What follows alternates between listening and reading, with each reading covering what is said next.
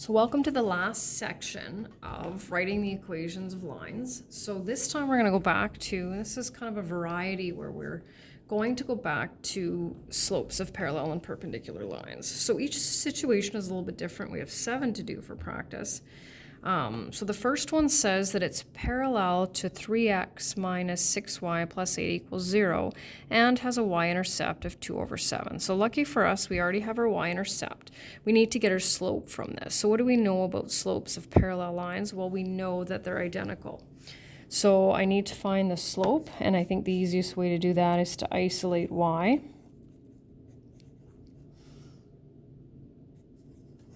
Right? And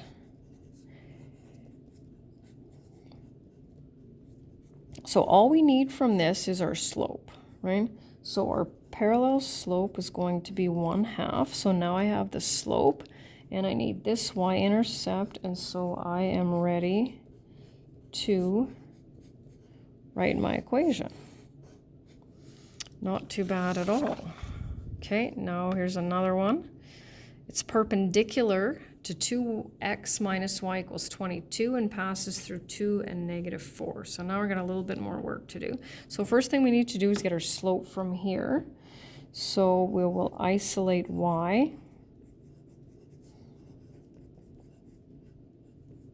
Okay, so our slope of this line is 2.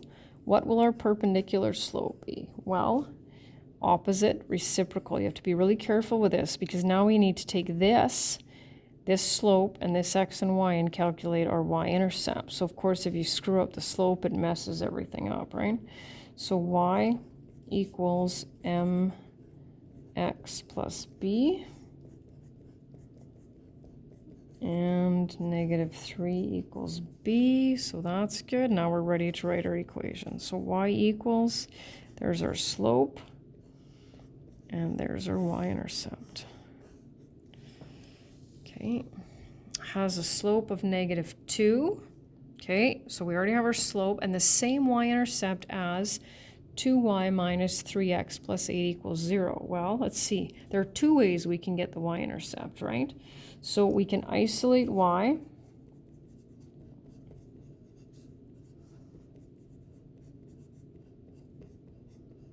And there it is, right? Or we can put 0 in place of x and calculate it. It's up to you. I'm doing both methods, but you can pick, right? Both ways we get a y-intercept of -4.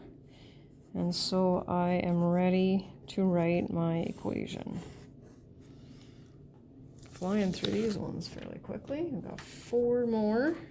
I kind of got them sort of on larger paper here, so do this, okay?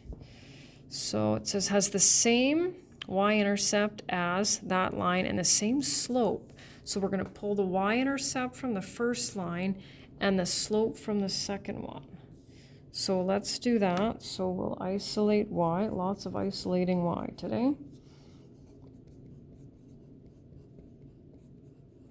Okay, so what do we need from this one? We need this. So you can underline it if it helps. And then we're going to pull our slope from this one.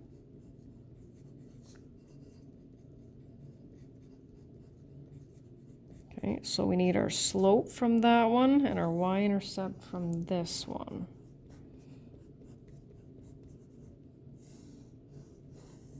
And it really doesn't matter which order, but I think just because they're numbered, I might as well go in that order. Is perpendicular to y equals -4/5 x plus 1 and has a y-intercept of 8. Well, this one's lovely. What's our perpendicular slope? Opposite reciprocal. And we're already given the y-intercept, so we are ready to write our equation. Done. Some of them aren't too bad.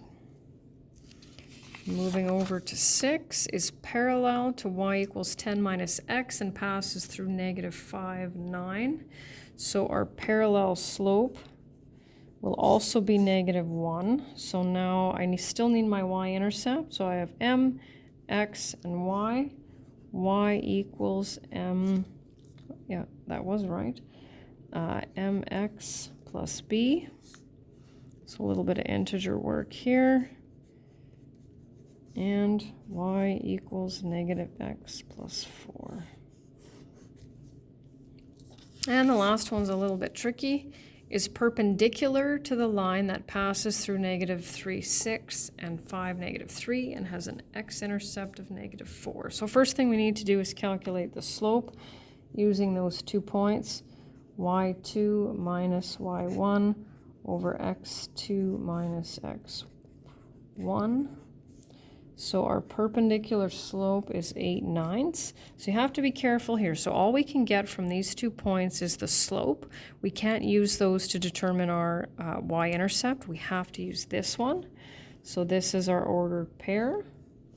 And so we now need to go y equals mx plus b. It's actually not as bad as I remembered. And now we're ready. So y equals mx plus b. And that's the end.